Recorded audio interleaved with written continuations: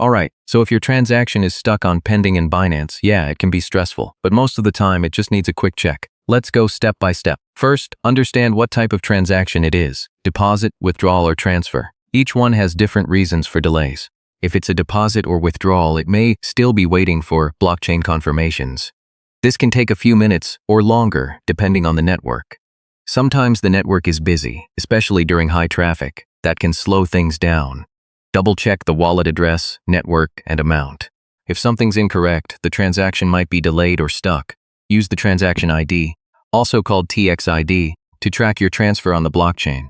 Go to your transaction history on Binance to see if it's pending, processing, or completed. Sometimes it's just a display delay. Refresh the app or log out and back in. If it's taking too long, contact Binance support with your TXID. They can help track it.